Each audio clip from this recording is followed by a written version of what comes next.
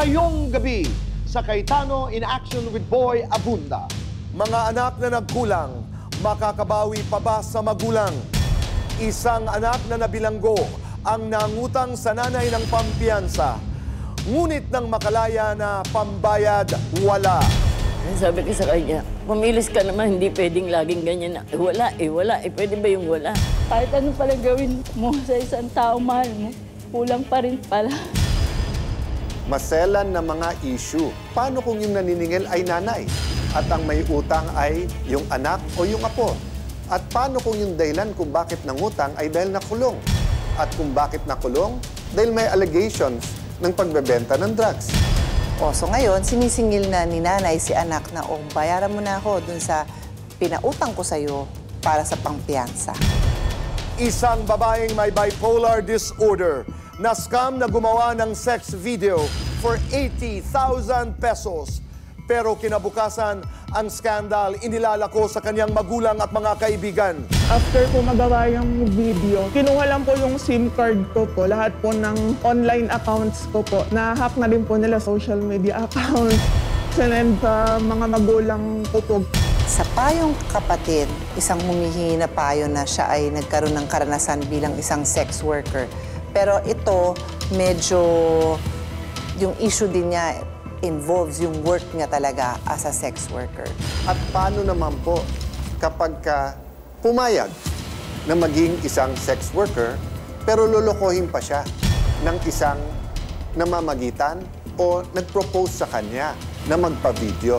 The only way out of poverty, the only way out of, a certain situation is using one's body. At sa salamat, mga bikers mula Batangas, ating aangkasan.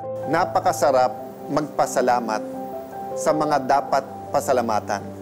At ngayong gabi, isang buong grupo to na sa pag-aalaga ng sarili nilang katawan, hindi pa sila tumigil doon. They went the extra step as a community, as a club, to start helping people. Meron akong similar program like what they do, yung ang tawag nung sa akin naman is Bike for Hope. Yung ganun, similar na parang ginamit namin mga bikers ang aming passion, ang hilig sa pagbibisikleta para makatulong sa iba. Go!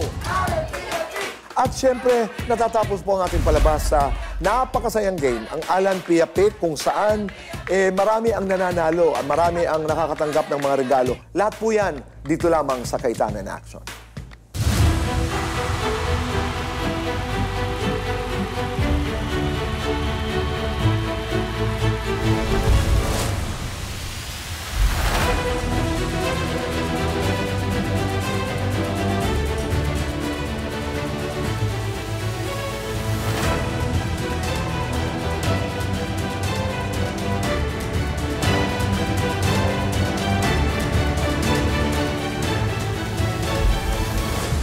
Narito sina Kuya Alan.